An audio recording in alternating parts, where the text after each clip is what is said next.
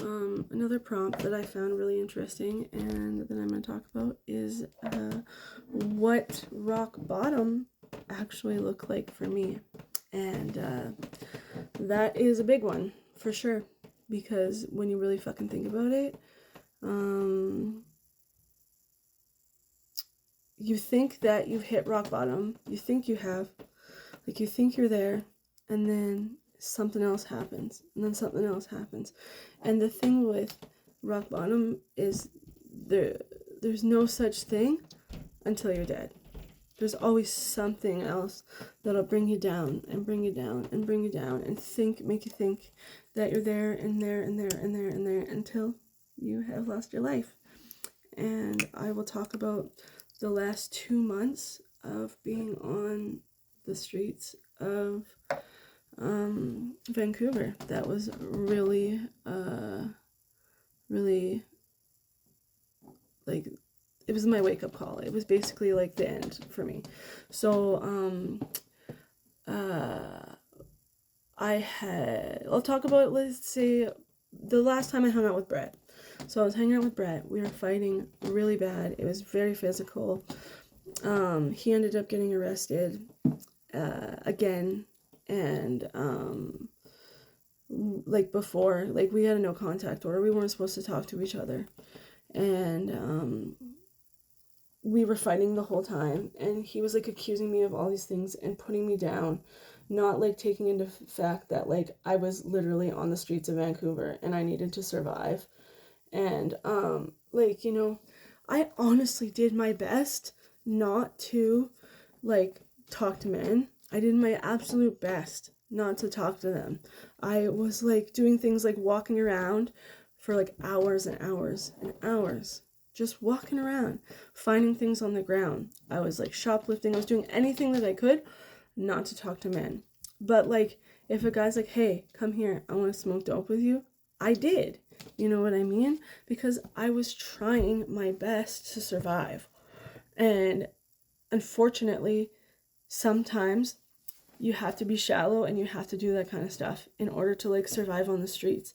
And that's what I would do, you know? And in the end, I learned that if you're going to be out there and you're going to talk to these people, you had to put out, and I didn't, and I broke that rule.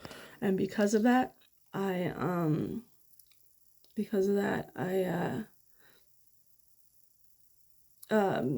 got into a lot of trouble. You know what I mean?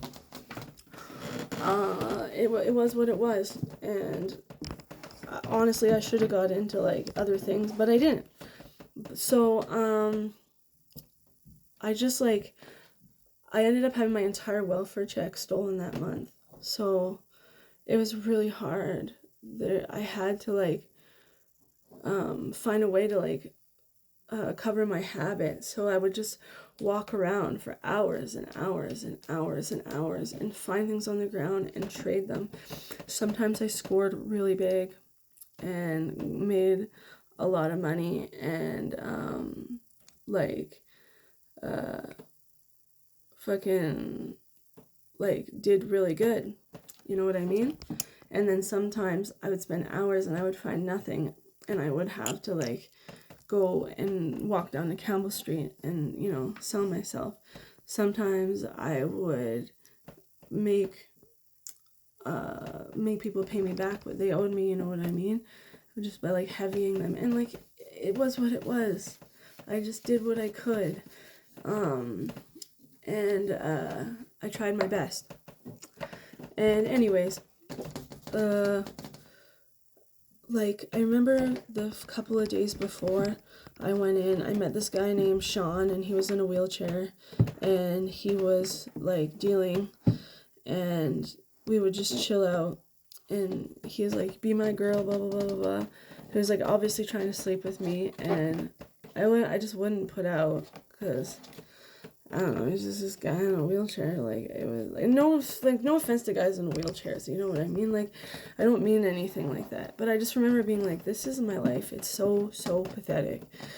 And then I was at this place called the 412, and all these girls ganged up on me, They just didn't like me for some reason. I don't know why. I didn't even do anything fucking wrong to them. I never messed around with them. And I don't even know why this girl turned on me. Like, I was one of her friends. I did nothing wrong to her. I never took anything from her or anything. And then all of a sudden, she just turned on me and was like telling people that I was fighting with her. And I wasn't. I just walked in there like super confused at what was going on. The only thing that I had was a problem with this girl named Lily, because that's the name that I use, is Lily. And she was like saying bad things to Shirley about me. And I was really, really sad about it. And, like, it was super frustrating. And they got me kicked out of there. And I was like, well, no, like, listen to my side of the story. You won't even talk to me. Like, look at the video cameras, because they're over recording, and they wouldn't even do that, so they kicked me out. And then I ended up getting arrested. And I had to spend the night in the drunk tank. And so they grabbed all of my stuff. I had to carry all my stuff. I abandoned it at I took half of it. I took all my good things, and I abandoned the rest of it at the whatever it's called, the police station. And then I went to go see Sean, and Sean was like, you left me and I got robbed for all of my stuff, because like I was able to like get a bunch of deals and stuff done, and I was like, dude, that's not my fault. You fell asleep. You know what I mean? It's not my fault you fell asleep and people robbed you. And he was like trying to blame me for that. And I was just like, whatever. Enough is enough. And then I left.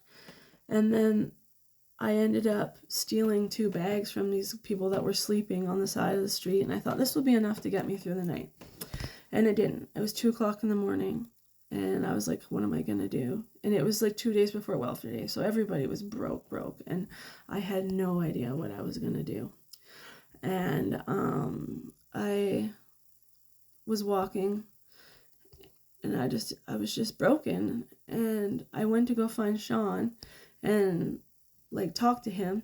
And he was there with this girl, and he's like, this is my girlfriend. I've had her for 6 months. And I was like, dude, you're a fucking liar. You know what I mean? And we were talking about God and stuff like that, and how he was Muslim. And I was like, you know, God's not happy with you. You know what I mean? If this is the kind of shit you're doing, like, you know, you're selling your soul now. And like, I was no better, you know what I mean? And I just remember being like, what the fuck? And then they almost pulled a can of bear mace on me. And I was like, whatever, God's not going to be happy with you. And I walked away. And I was just like, fuck this shit, I'm out. And then I walked around and I found a wheelchair. And I was like, sweet, I got a fucking wheelchair. I'm going to sell this wheelchair. And it smelled like abscess so bad. And I'm like, nobody's going to want this fucking thing. Nobody's going to do anything with it. And it's actually kind of crazy. I went full circle. So the first night that I was in Vancouver, I spent the night on the steps of the welfare office waiting for the morning. And I met this guy named Captain, and he brought me to his place, and I stayed with him for a little bit. And I ended up there that same night. And I was so sick, and across the street was a fire department. And I tried jumping in front of a car, and that didn't work. So I just was like, this is enough. Enough is enough. And I walked across the street, and I got better. And that was my last night. I was just so tired of living a life that was just so pathetic and like so desperate, and doing whatever I could to like use dope. And I was like, is this gonna be my life for the rest of it? Like, I can't do this anymore. I have so much potential. I'm so smart, and everybody was always telling me, you're so smart, what are you doing out here? You're so pretty, like, what are you doing out here? I'm like, the same thing you're all doing out here, fucking getting high. And just because I'm smart and pretty doesn't mean that I'm not suffering just like the rest of you guys. Like, what the fuck? So yeah, I tried my best. And I got out of there, and I got healthy, and now the rest is history, and I'm sitting here. And I'm sad that I left a lot of people behind that I loved, but like, I had to put myself first. And I hope those people are doing okay. I hope they're alive, and I hope they're doing well. You know? As much as Brett was an abusive piece of shit, I only hope good for him, and I hope that he gets help, and I hope he gets out of that cycle, and I hope that he's alive. You know what I mean? I hope he's not dying out on the streets. Yeah. I got better.